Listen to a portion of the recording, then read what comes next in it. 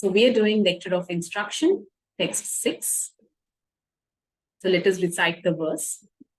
Drishtai svabhava jalitair vapushascha doshe na prakritatvam iha bhakta janasya pashye gangam bhasam na khalu buddhudapena panke brahmatravatvam apagacchati nira dharmaihi.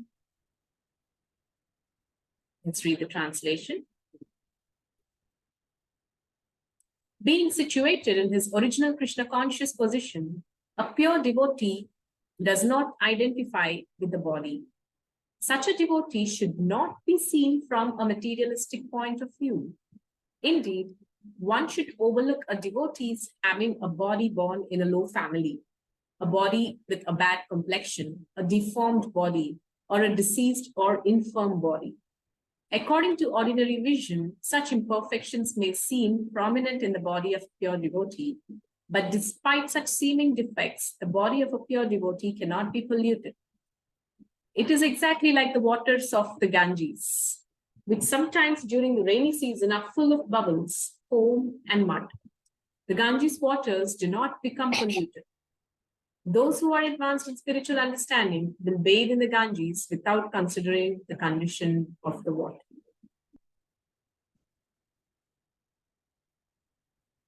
So this is Nectar of Instruction, text 6. So in the previous two texts, text 4, we have learned about the 6 kinds of loving exchanges with devotees.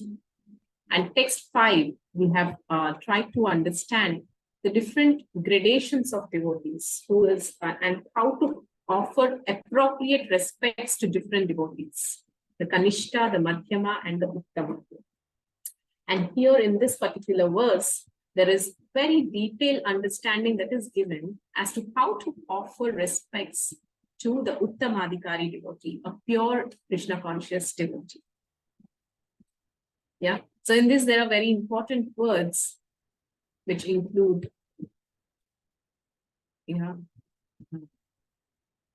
Svabhava janitai, born of one's own nature, Vapushaha. Yeah. Vapushaha cha dosha. So that means the faults of the body. Prakritatva means the state of being material. So here the point is, one should overlook a devotee's having a body born in a low family, a body with a bad complexion, a deformed body, or diseased or infirm body. So what are all these considerations? Sometimes when we associate or take darshan of a pure devotee of the Lord, we have a tendency to judge by the externals. Yeah. But the externals often do not essentially communicate what is in the internal essence of the person. So the body may be deformed, like for example, one of the limbs may be missing, or one of the senses is not working, is not functional. Yeah. The body may be of a very bad complexion, or the body may be diseased or dysfunctional. Yeah. So at that time, there's a tendency of the mind, of the human mind, to judge according to the external, not understanding what is the transcendental elevation of that personality within. So if such a judgment occurs in the mind, that leads to an offense and an inability to understand the glory of the person. So Srimad Bhagavatam actually speaks about the story of Rishabdev. So, like, I'll get into that story much later. So, the inability to understand a person's essence by judging, especially what is the tendency whenever we see somebody with these kind of deformities, the first thing that occurs is, okay, maybe it's that person's karma. So attributing everything to the karma, it actually desensitizes a person to one's own dharma. I will give you a small example. For example, a child is suffering from fever or cold and cough. The child is really suffering from it. What if the mother starts thinking, okay, so this is the karma of my child. Let the child suffer. And, it anyway burning its karma.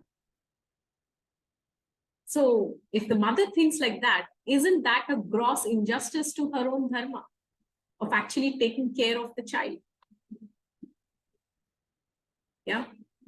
So if one attributes everything to the karma of a person and becomes irresponsible about one's own dharma, then that is, it's a very inhuman way of dealing with the whole situation.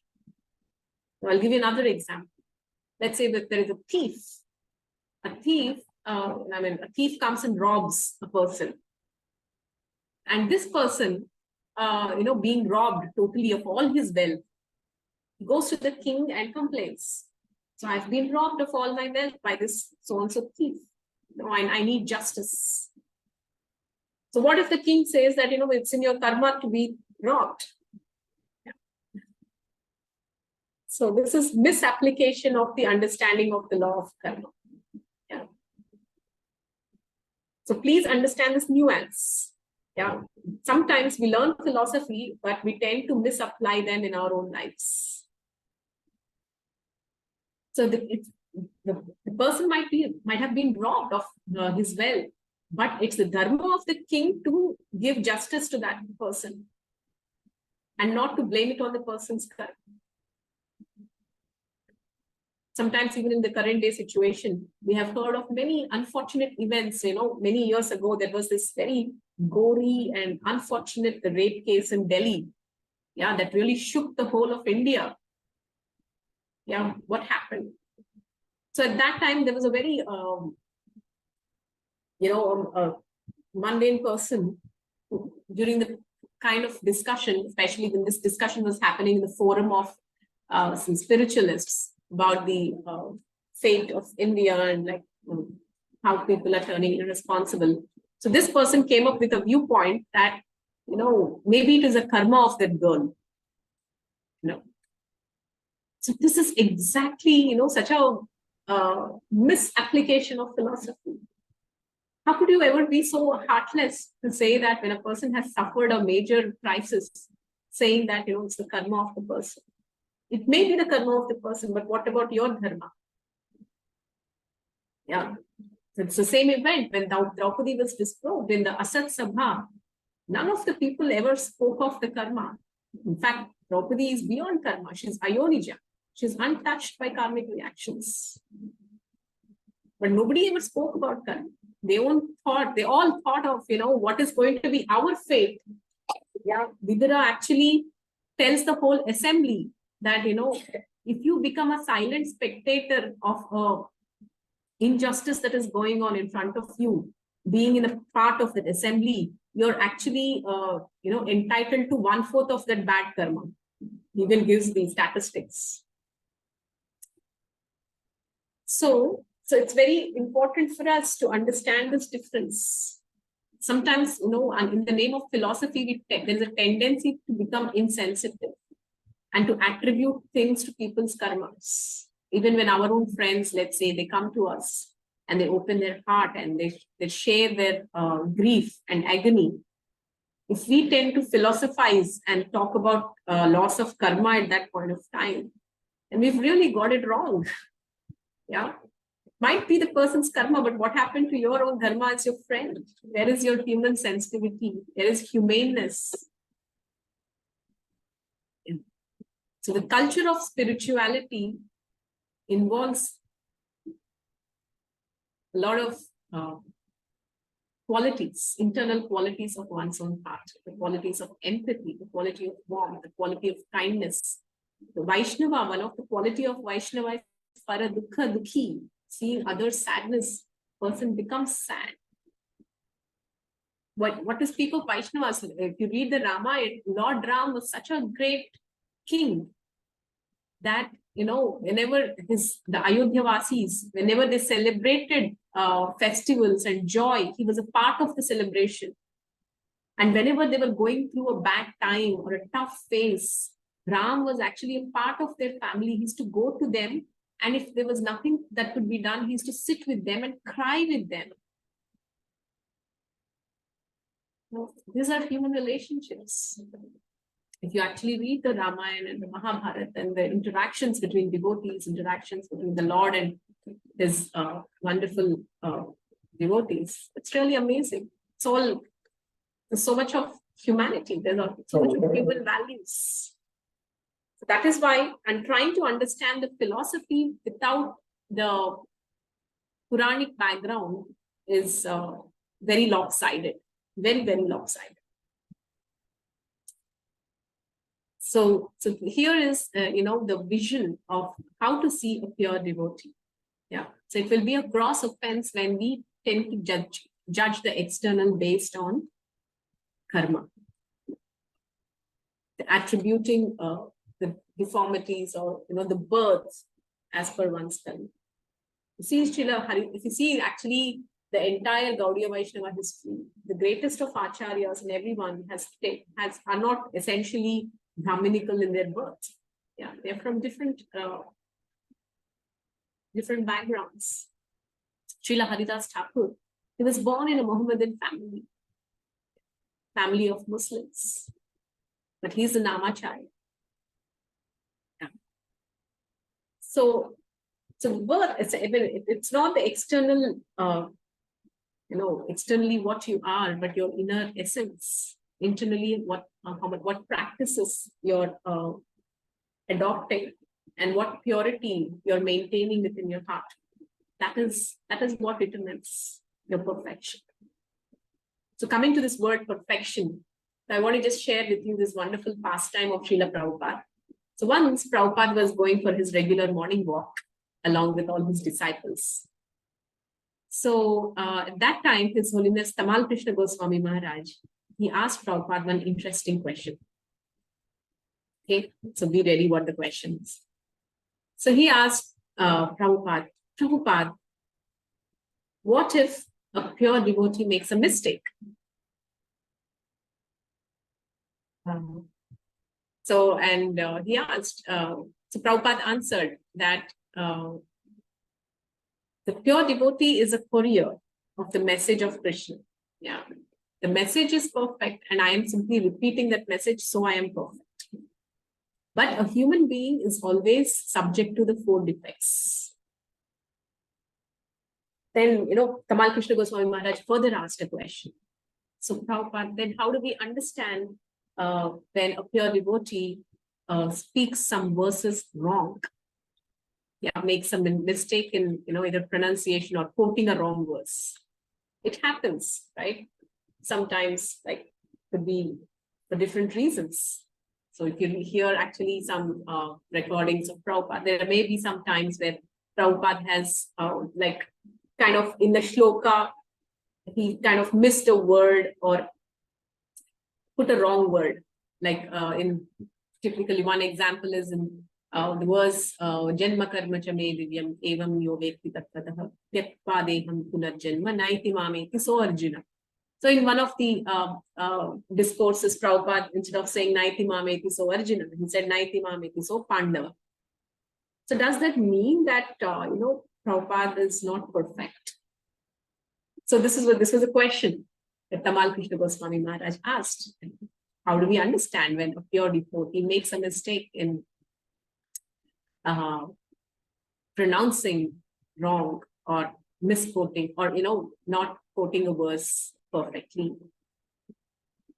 Then Prabhupada gave an amazing answer. This really touched me so much when I heard it. So Prabhupada answered that, what is perfection?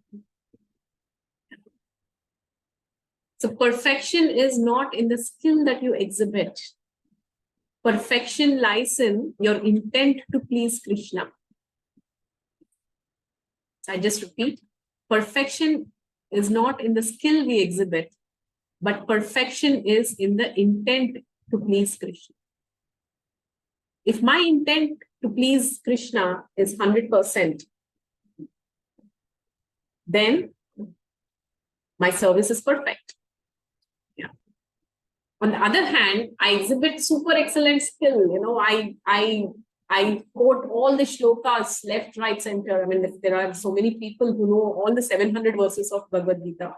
Sometimes you hear them, right? So does that mean that they are perfect in their devotional service, or are they perfected beings? Perfection is in one's intent to please Krishna. If my intention to please Krishna is 100%, that means the service that I am rendering is 100% for the pleasure of Krishna, not for my own satisfaction or not for my own, personal aggrandizement. Like I want to be more popular or I want to engage myself better. This is also one form of sense gratification. Yeah. The I-centeredness, to the degree the I-centeredness is there in the service, to that degree we are falling short of what is perfection. To the degree our service is purely for the pleasure of Krishna, to that degree we have attained perfection. And it's a gradual progress. It's a great journey from I to Krishna, I to K. It's a great journey. So first of all, to come out of the I shell, that itself is, huge. I mean, it's crossing across a big ocean. So this was Prabhupada's answer.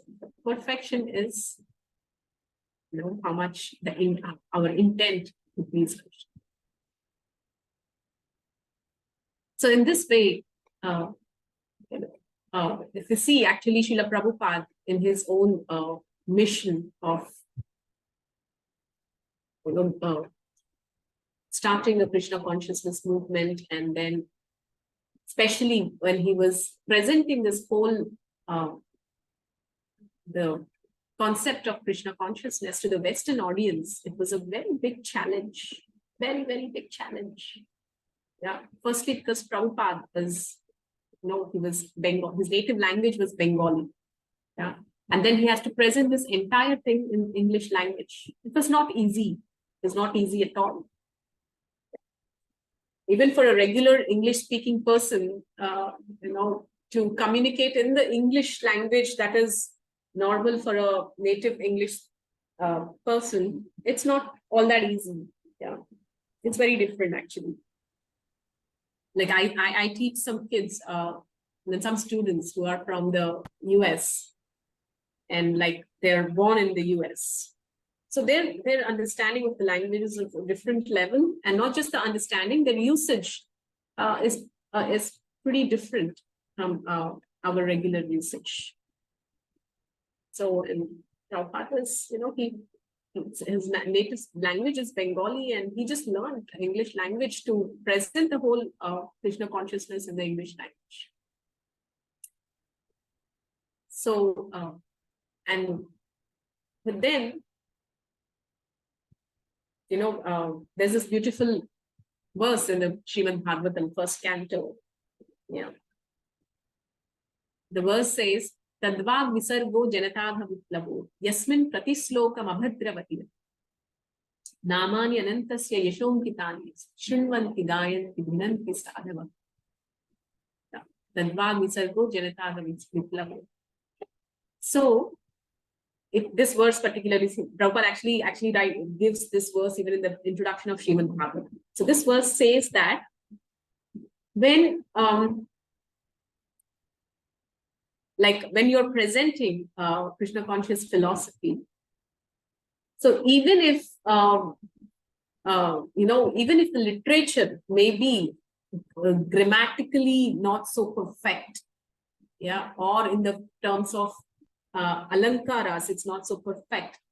But still, if it is for the glorification of Krishna, then such a literature is Shrivanti Gayanti Grinanti Sadhavaha. Such a literature is glorified and repeated and shared by the saints. Yeah. If you see, actually, even Srila Bhaktisiddhanta Saraswati Thakur, when he has started his magazine, Brihad Bhagavan, no, not Brihad Bhagavatam. It is Brihat Mridanga. Yeah, that's the name of the magazine that he has started. So people used to send articles into that magazine. So sometimes some of his disciples used to come and ask Srila Bhaktisiddhanta Saraswati Thakur, should we print this article? Should we print this? So Bhaktisiddhanta Saraswati used to say, tell me in that articles how many number of times they have used the name Krishna. So the more number of times they use the name of Krishna, it is in itself a qualification to be printed. So that's how he used to assess the candidature of any article to be published. So Srila Prabhupada, so despite all these, shortcomings, he used to, but he didn't take shelter of the shortcomings. Let me tell you how much Prabhupada worked hard in publishing his books. He's in the initial days of his journey, I mean, in the US, he actually had one of the disciples is Hayagriva. So Hayagriva Prabhu, he was actually an English language expert, even in his graduation. So he took charge of the proofreading and all that. So the proofreading, if you, I don't know if any of you have the experience of writing a book, what it takes. After you finish the book, then it goes into editing. After editing, there's something called proofreading. Proofreading means if there are any errors, even minor errors are, taken care of. They're corrected before it being printed, in the book format. So Prabhupada used to tell his disciples that, even one mistake can kill the book. So that means what am I expecting out of my presentation? It is that there should be absolutely no errors in the book. So I was just hearing a lecture, by Chaitanya Charan Prabhu. He was sharing that one of his friends used to have this hobby. What is his hobby? His hobby is to get the books of all the top authors. And he has this kind of a very weird hobby of actually going through the entire book and actually mark all the mistakes. Yeah, and then courier it to the author, saying that, see, your book is being circulated as a best-selling book, but these are all the errors that are there. And in this way, he used to do it for all the best-selling books. And this same person, when he read the entire, Prabhupada's books of Bhagavatam and Bhagavad Gita and all these, he was amazed. He couldn't come up with even one mistake. And that was Prabhupada's training. Yeah. So Prabhupada was himself like, his English was not so great, but still he ensured that it is presented in the best format by instructing all his disciples in the right way. Got it proofread so many times. I mean, somebody asked, so how many times do you get your book proofread? So proofreading is the final kind of processing of the book. It's like nothing, not more than 25 times. So what does it mean, 25 times proofreading? That means you've read the whole book line by line 25 times to remove any remote errors. That is proofreading. So that's the quality of work that, Prabhupada has done before presenting his book. So why we're saying this is this one extreme of thought processes to think that, the externals, to judge a person by externals and not giving any credential to the inner transcendence. Yeah, that is one extreme thought process. Another extreme of thought process is just to think that, okay, being transcendental is enough. The external doesn't matter anyway. The material aspect can be totally neglected. So that's another kind of laziness. If you see, actually, Prabhupada, he ensured that not only that all of his books, especially while presenting his books, they had the highest philosophy. Not just that, they were packaged in the best possible way. That is, English as a language has been presented in a totally refined way. He never compromised in the way, in the perfection of the English language. If you read Prabhupada's book, you can understand that. And not just that, he ensured that all the books had amazing pictures and paintings. So for all of us, it's, the paintings of Krishna book and Bhagavad Gita and all of them are favorite. Why? No. It's training Prabhupada has given his disciples. How much he trained his disciples. I don't know if you all have seen this. There is one poster of Paramatma, standing on the lotus. Yeah, maybe Shravya can share with us that painting in our booth. So what is the story behind that painting? So one Mataji, who's actually, she's a foreign devotee, foreign body devotee, one lady. So she wanted to paint the Paramatma based on the description given in the Srimad Bhagavatam. So she went and asked Srila Prabhupada, so currently I'm planning to paint the Paramatma as described in Srimad Bhagavatam. Kindly please instruct me how I may do it. So Prabhupada heard it, and you know what Prabhupada said casually? Said 3 days Nirjala fasting, and then you can paint. Do you know what is 3 days Nirjala fasting? For us to do one Nirjala fasting on Pandava Nirjala Ekadashi is such a huge thing. And, for that is a big party on the Dwadashi. So, Prabhupada said just 3 days Nirjala fasting. She really did that. She fasted for 3 days. And after that, she painted the Paramatma. So this is what is actually, what Prabhupada ensured in his training. And that's so evident in the work. So why this? If you see behind this beautiful painting of Radha Krishna, the Ashtasaktis, such, refined details. It's said that, all these paintings, when they're made, Prabhupada used to close his eyes and he used to go into a trance. And he used to actually describe what he's seeing. And, that's how the devotees painted most of these paintings. So Prabhupada did not compromise that, okay, I am transcendental, I'm a pure devotee, I have Krishna within my heart and externals do not matter. No, he didn't take shelter of that. Whatever was his inner essence, he presented that in best material packaging. So this is, the service to Krishna. So these are like the two extremes of thought processes we need to avoid. So, so having said that, so the topic of today, just getting back to it. So let me share some interesting points that are made in this particular verse.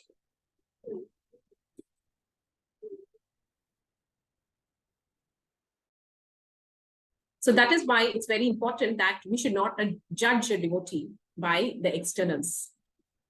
So this is what actually Krishna also speaks in the Bhagavad Gita. Apichet suduracharo bhajate ma ananyava sadhureva samantasya samyak vyavasito hisa. Yeah, even if a person is sudurachara, that means he's a PhD in durachara. Yeah, but bhajate mam ananyabhak. That means sometimes even if a pure devotee accidentally slips, so it's a very word of caution, okay, accidental slip, because of past conditionings, of past natures. Krishna says, sadhureva samantavya, yeah, samyak vyavasito. One should consider such a devotee to be a pure person and not judge him by the external apparent fall down.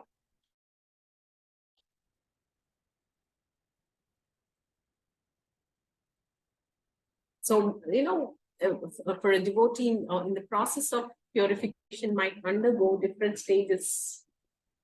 And, different devotees might face different challenges. But based on the external circumstances, one should not try a person and label them. And especially Srila Bhakti, there's a beautiful pastime, Srila Bhakti Siddhanta Saraswati Thakur, when once in a Gaudiya Math, there were a group of brahmacharis. So in this group of brahmacharis, one of the brahmacharis actually became a grihastha. Like Srila Bhakti Siddhanta Saraswati Thakur, he had many Gaudiya Maths across India and he used to travel extensively. So one of the Gaudiya Math, he left the place and he went to another place. And during his absence, during the period of his absence, one of the brahmacharis, he left the ashram and, he joined the grihastha ashram. But he felt so ashamed that he didn't share that with anybody. He just left the ashram without telling anybody. Yeah. So Srila Bhakti Siddhanta Thakur, he came back and there was deity installation at that time in that particular mutt. So everybody was so, and there was deity installation. It's a very, very big festival, the biggest festival, in fact. So all preparations were made, and they were, so Bhakti Saraswati has come.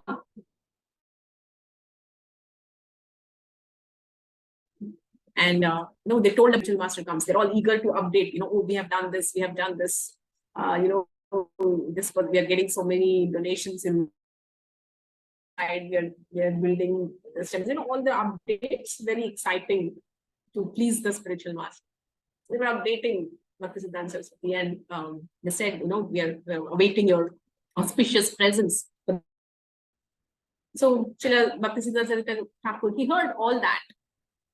And but he said, finally, he asked, where is this particular brahmachari? I don't see him.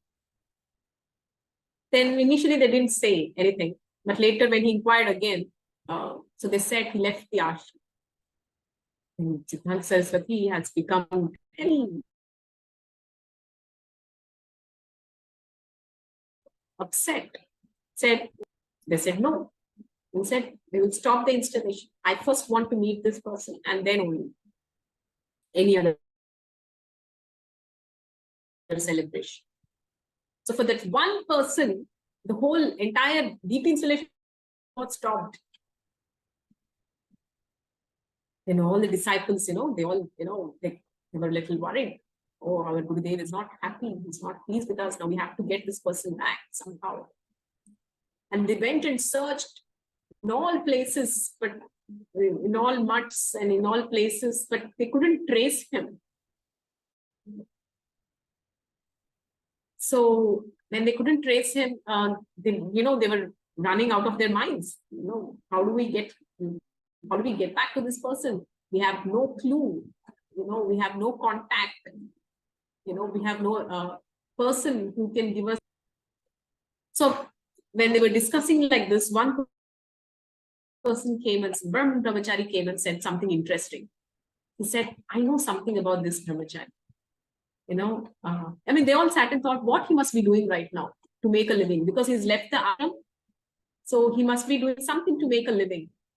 So what he would do to make a living? So one brahmachari said, this person is an expert in repairing watches. We wear a wristwatch, right? So he's an expert in repairing watches. So something tells me that if we go and search for all the watch repairing people, we will find him. So that there's a group out, and they went to office where they do. Is my voice breaking? Is it not clear? Yes, Mataji, little. Hari bol. Is my voice breaking? Video and voice breaking.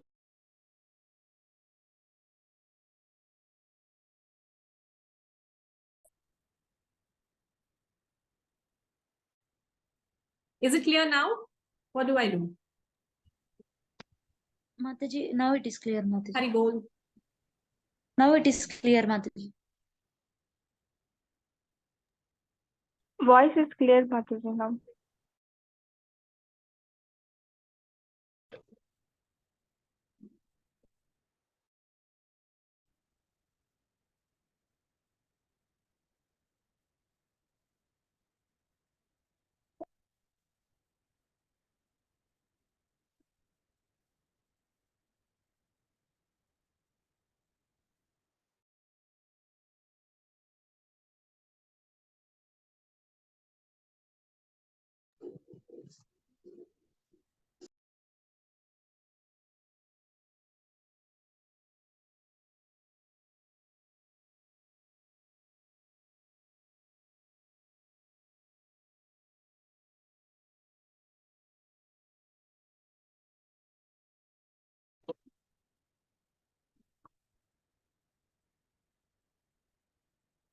Hari bol. Am I audible now? Yes, Maji. Okay. Is it clear now? Yes, Maji. It's clear. Okay. So do you all know what I'm speaking about? Just want to inquire. What was the last thing you heard? All the disciples went for searching for watch repairers. Ah, okay, fine, great. So you got it. So all these brahmacharis, they all understood that we should go and search for this person in the watch repairing shops. So they set out in different groups and they went to all the marketplaces where the watch repairing was happening. And in one of the market area where the watch repairing was happening, they actually found this person, who was repairing the watch.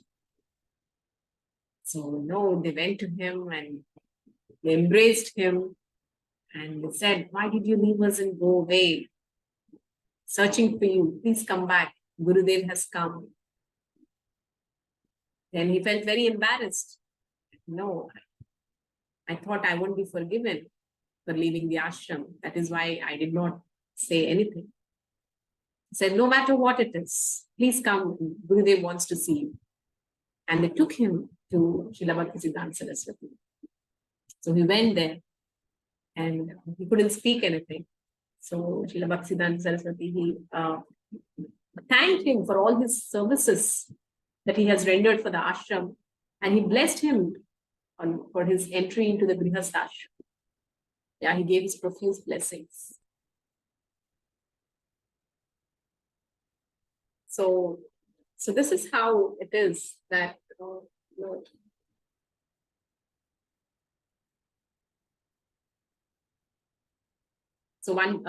this is we are discussing about the words apichet siddhirachar bhajate ma ananya bhak. Yeah, sadhureva samanta. It's very important that even if a devotee apparently falls down temporarily, one should continue to consider them as saintly.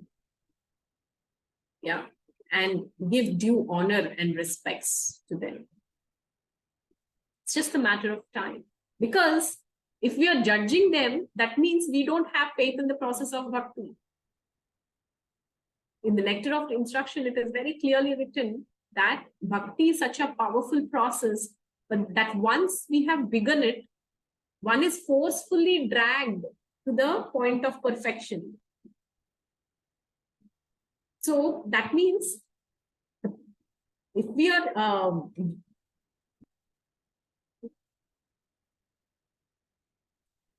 are judging some person by the external and and thinking that this person has fallen down or this person is not perfect, that means we don't have faith in the process of bhakti. So that is how one should never judge people by the externals or the external circumstances, and always give due respects to the devotees by maintaining proper discrimination, of Kanishta, Madhyama, and Uttama. So that's the verse, and especially pure devotees who are free, who are unalloyed, the Uttamadhikaris, who are always engaged in devotional service. Yeah, and they should never be judged based on their birth or caste. And because a lot of these kind of discrepancies have come in even within our movement, and in fact the entire India especially, there's a lot of fights that happen based on these external designations. Yeah, the Aryans, the Dravidians, there's a lot of tug of war between these two classes. Yeah, although essentially both of them are following Vaishnavism. So these are all man-made barriers. Yeah. So an offense to such pure devotee is called a mad elephant offense. It's like inviting a mad elephant into the beautiful garden of our devotion. Yeah. Offenses are, very, very dangerous, especially if we invite the curse of a saint. We become so unstable in our mindset. So recently we were doing Ramayana. Yeah, if any of you recall, I'll just repeat this for you. So in this Kishkinda Kanda, there is a situation where Ram has to essentially make a decision of whom to choose to actually help him for his mission of finding Sita. So he chooses Sugriva and not Vali. Right? And he makes allies with Sugriva. So I will end the session with this one topic. So interestingly, after after Sugriva and Lord Ram exchange vows of friendship, Lakshmana approaches Ram and he just inquires in a mood of curiosity that, oh, my dear brother, if you calculate by material standards, Vali is in a good standing. Yeah, he's the king and he's actually now in charge of all the monkey army. And if you simply make allies with Vali, your job is done. It's so simple. So why did you make allies with Sugriva, who is actually suffering? He does not have a kingdom. He's living in the fear of his brother. He's living in a incognito hideout, always being scared where he's going to be attacked by his brother Vali. So why you have made allies with Sugriva? So that's so Lord Ram gives an amazing analysis. The 4 reasons why why Sugriva has been chosen, and the 4 reasons why Vali is disqualified. Yeah. So out of this, the 4 reasons why Sugriva has been chosen is, number 1, he is tutored by Hanuman. Yeah. So it's a very important, from whom we are hearing. Yeah. He's tutored by Hanuman. So number 2, why Sugriva was selected is because he was very clear. He was very transparent. He didn't hide anything. Yeah. He spoke about his strengths to Lord Ram, and not only about his strengths, he also spoke about his weaknesses. So this is also very important, when we present ourselves to our superiors. So it's one thing to speak about our strengths. It's one more, and it's very, very important, especially to our mentors, that we reveal our weaknesses. So Sugriva expressed this both to Ram. So that's how Ram won his confidence. That's how he won Ram's confidence. So third reason why he chose Sugriva is because Sugriva was the son of Surya Dev. Yeah. That means he's very knowledgeable. And the 4th and final reason is because he was purified by time, because time has made him a better person, because he's faced a lot of hardships in life. So, a lot of, round, sharp edges are rounded off when we go through difficulties. So because of these 4 reasons, Ram considered Sugriva to be more important for making allies with. And why he disqualified Vali, interestingly, is number 1, he's a son of Indra. Son of Indra means he was very, he represented a lot of domination. Any leader who is very dominant in their attitude, who are very autocratic, who have a lot of dictatorship-like of kind of mentality, they really make their subjects suffer, and they cannot be trusted. So that's one of the reasons. The second reason why Vali was disqualified was he was very, he was very proud and arrogant. The third reason why is because he was not purified by time. And the 4th reason, coming back to the point of discussion, the 4th reason why he was disqualified was he was cursed by a saint. Who is that saint? Martanga Rishi. Martanga Rishi has cursed him. And if you come to this particular place, you will be killed. So anybody who has received that kind of a curse from a saint, their mindset is very unstable or untrustworthy. Yeah. And they cannot be considered for leadership positions.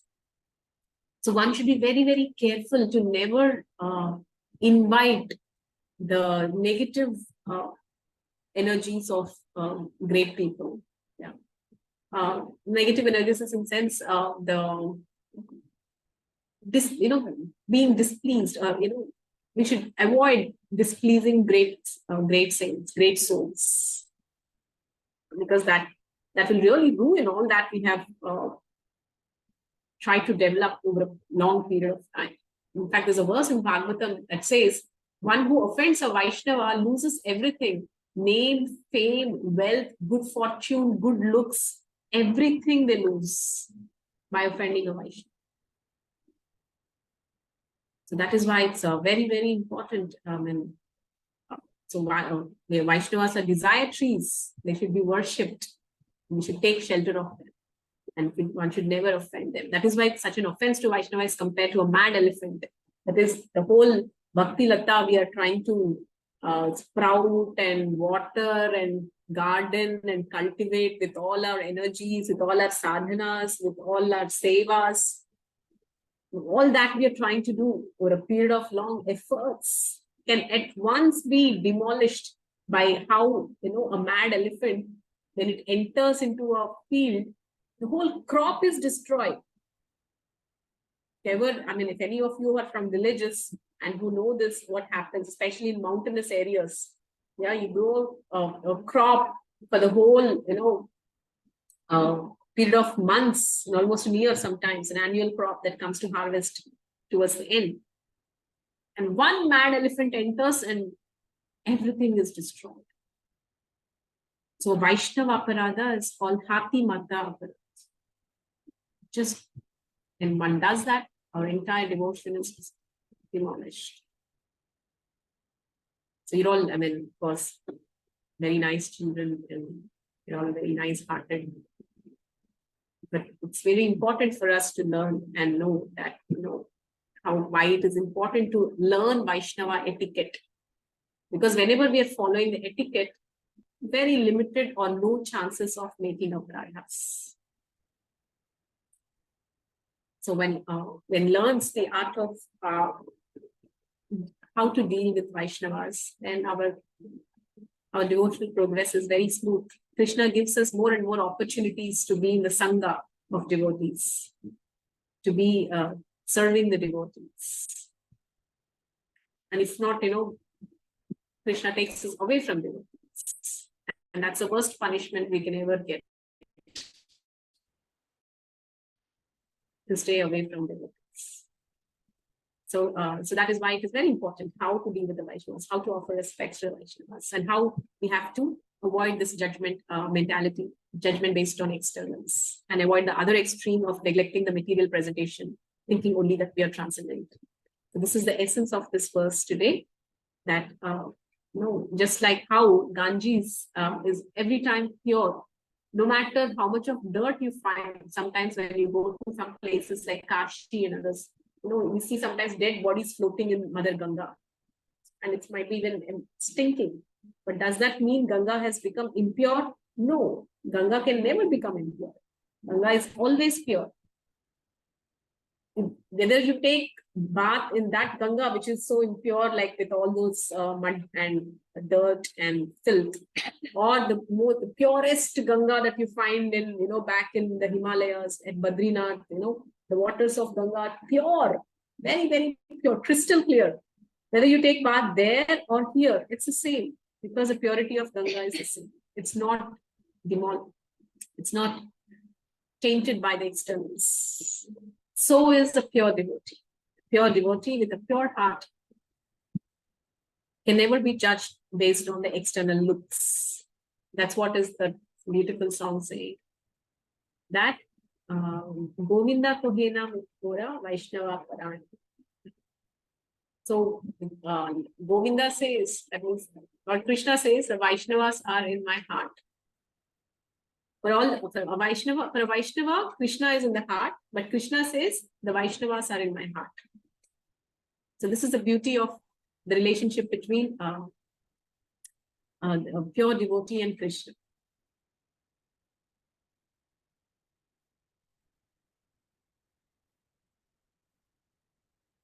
So, okay, with this, I will just end the section. Thank you all very much. Any questions? I'll just take one question. That's it.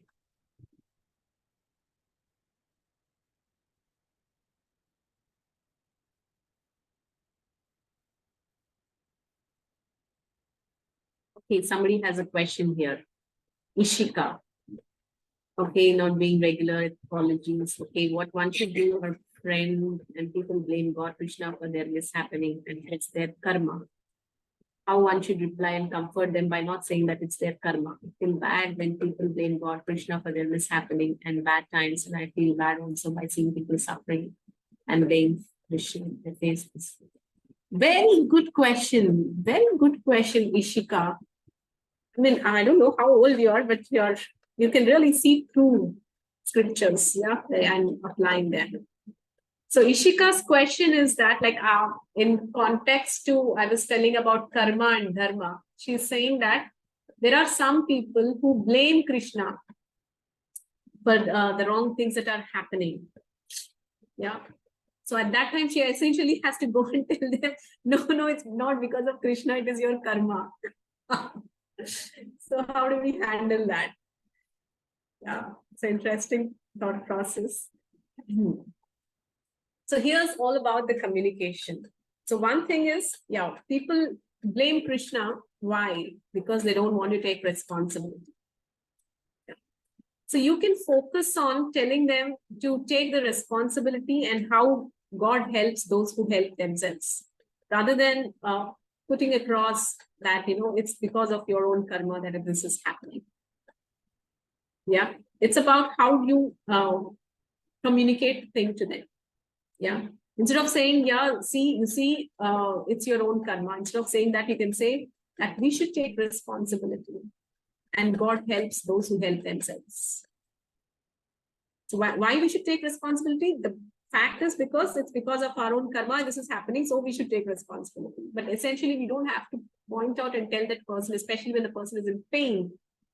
We don't have to tell them that, hey, look, it's because of your karma. And we can always encourage them. We can empathize with them. So number one, whenever a person comes to us in difficulties, first thing is put everything aside. What the person wants at that point of time is some warmth, understanding, our friendship. Say that I'm there for you. Yeah, or at least understand what that person is going through. This is what is called empathy. Empathy means your ability to put yourself in the other person's shoes and what it feels like to go through that pain. Yeah, it's really heartbreaking. Empathize with them and try to understand what is the pain they're going through. Especially for girls, if you just empathize, that is sufficient. They don't even want solution. There is a difference in male psychology and female psychology. Yeah, females generally, it is said that these are some research findings that whenever women express their heart, they don't even need a solution. They just want to just express their heart. But men always want to give some solution, that you have this problem, this is a solution, you follow this. If you simply hear, empathize with them, hear, listen to them, actually 60% of their issues. And they even get, they even get sufficient strength to face their problem. Once you hear them, just listen to them, that's it. And in the process of their expression, they only find their solution and they only solve their problem also. In fact, if you just keep on hearing, towards the end, they themselves will speak about the solution. And they say bye and they leave. Yeah, this is the beauty of hearing. So, and then you have to essentially start giving an advice only when you're hired. It is said that advice only when you're hired. That means they come to a point and say that, okay, can you tell me what I can do in this particular situation? If they say that this point, can you tell me or help me? That's when you should give your entry. That means that's when they have opened up to hear from you. Okay, until then, just hear, empathize. Oh, really, that's really sad, etc., etc. So that during the course of the conversation, at one point, if they're really seeking help and they ask you, here's where I need a little help, that's when you make your entry. And even in your entry, empower them to handle that problem. And even if they're blaming Krishna, try to understand that, that person is in pain. Person is pain.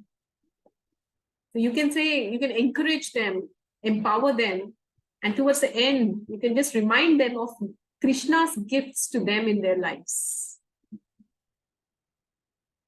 So when they are able to appreciate Krishna's mercy in their life, then they automatically stop blaming Krishna. So this is how is, the process of counseling.